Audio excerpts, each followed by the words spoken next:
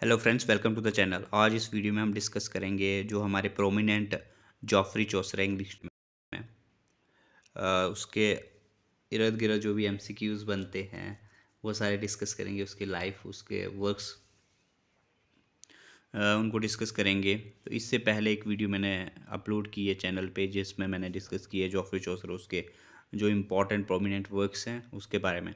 तो इस वीडियो में हम डिस्कस करेंगे जो इम्पोर्टेंट एमसीक्यूज बनते हैं जॉफरी चौसर के ऊपर, वो सारे डिस्कस करेंगे। तो let's begin this video. Who is consider the father of English literature? किसको father of English literature consider किया जाता है? तो फादर ऑफ इंग्लिश लिटरेचर आप खुद से गेस कीजिए इसका आंसर, क्योंकि आपने ये एक प्रैक्टिस वीडियो रहेगी, क्योंकि आप ऑलरेडी पढ़ रहे हो इंग्लिश लिटरेचर को, और ये वीडियो इम्पोर्टेंट रहेगी JKPSC लेक्चर इंग्लिश। तो option A William Shakespeare, Joffrey Chaucer, John Milton, Edmund Spenser. तो इसका सही आंसर क्या रहेगा आप खुद गैस कीजिए।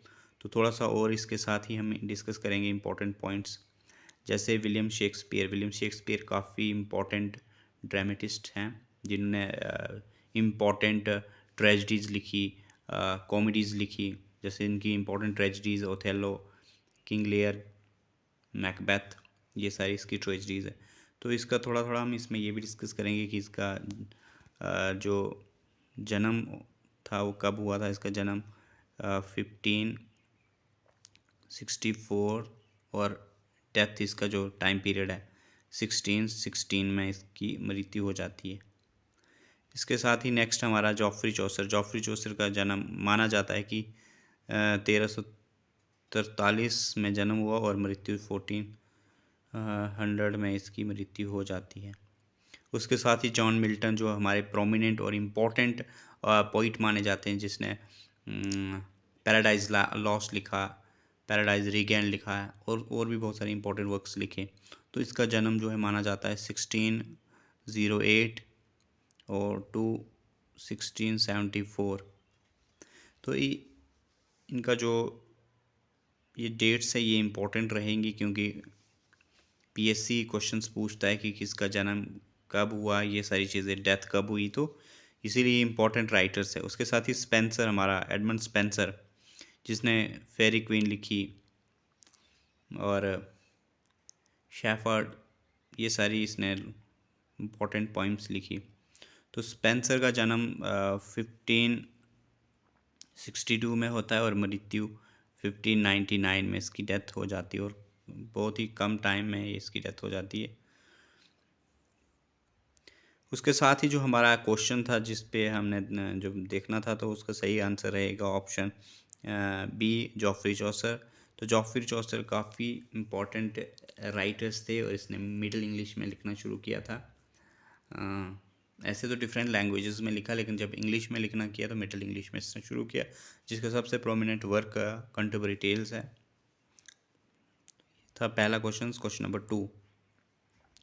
Question number 2, which of the following is a Chaucer's most famous work? तो सबसे फेमस वर्क इसका क्या है? तो खुद से भी गेस कीजिए। ऑप्शन ए है फेरी क्वीन, ऑप्शन बी है Canterbury Tales, Paradise Lost, Beowulf. तो इसका सही आंसर ऑप्शन बी रहेगा, कंटेम्परेरी टेल्स। उसके साथ ही हम ये भी देख लेते हैं कि फेरी क्वीन जो है ये किसने लिखी हुई है, फेरी क्वींस। तो खुद से भी गेस कीजिए। और फेरी क्वीन जो है एडमंड स्पेंसर ने इसने लिखी हुई है ये। उसके साथ ही कंटेम्परेरी टेल्स जॉफरी चौसर, और paradise last John Milton, Beowulf ये अननोन, पता नहीं है किसने लिखी है, बट है ये टेक्स्ट काफ़ी इंपॉर्टेंट है। Question number 3, in which century did Geoffrey Chaucer live? तो किस सेंचुरी में ये लिव? तो ये 14th सेंचुरी के प्रोमिनेंट राइटर थे Geoffrey Chaucer. Question number next, what is the primary theme of the Canterbury Tale? Primary theme क्या था कंटेम्परेरी टेल का? तो इनमें से सही आंसर इसका ऑप्शन बी रहेगा, रिलीजियस पिलग्रमेज थी, क्योंकि ये सारे थॉमस बैकर्ड का जो श्राइन है वहाँ जा रहे थे, तो एक रिलीजियस पिलग्रमेज है। Question number next, what was चौसस profession apart from being a writer, writer के साथ साथ और क्या थे वो? तो सबसे देखा जाए तो इम्पोर्टेंट इसमें ऑप्शन सी रहेगा सही आंसर। कोर्ट ऑफिशियल्स थे ये। तो युद्ध में भी इसने पार्ट लिया। फ्रांस गए थे जहाँ पे ये इसको बंदी बना दिया गया था, बाद में इसको फिर राजा ने छुड़ा लिया। इसके साथ ही जो इम्पोर्टेंट दूसरा इम्पोर्टेंट क्वेश्चन है, which language Geoffrey Chaucer wrote in? तो इसने जो कंटेम्प्रेरी टेल लिखी है, जब इंग्लिश में लिखना शुरू किया तो इसने मिडिल इंग्लिश में लिखना शुरू किया। तो ऑप्शन बी इसका सही आंसर है। Who narrates the general prologues to the contemporary tale? किसने इसको नरेट किया? तो ये कंटेम्प्रेरी टेल्स जॉफ्री चौसर ने खुद नरेट किया है। ऑप्शन ए इसका सही आंसर रहेगा। Question number 8, the character of the knight in the Canterbury Tales is a symbol of? किस चीज़ का सिंबल है? तो नाइट जो सिंबल था इस वर्क में, श्वेलरी का। श्वेलरी सिंपली मीन्स पोलाइट और काइंड बिहेवियर किस्म का जो व्यक्ति होता है उसको बोला जाता है।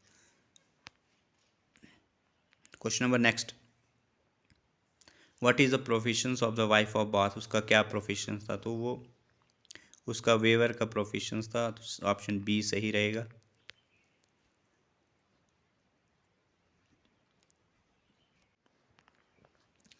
Next question, question number 10, in which tale does Chaucer critics the corruptions of the church? तो चर्च में जो करप्शंस हो रही थी उसमें कौन सा वर्क है जिसमें उसको क्रिटिसाइज़ किया गया? तो ऑप्शन बी इसका सही आंसर रहेगा। ऑप्शन बी क्या है? The pardoner's tale.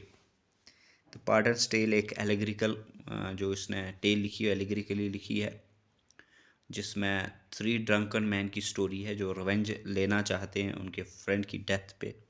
तो ये थे 10 इंपॉर्टेंट क्वेश्चंस। तो ऐसे नेक्स्ट वीडियो आएगी जिसमें जॉफ्री चौसर की जो इम्पोर्टेंट वर्क्स हैं उस पर रहेगी। वीडियो को लाइक कीजिए, शेयर कीजिए, ताकि मैं नेक्स्ट वीडियो और लाऊं जिसमें इम्पोर्टेंट MCQs रहेंगे। एक प्रैक्टिस आपकी होती रहेगी। Thank you.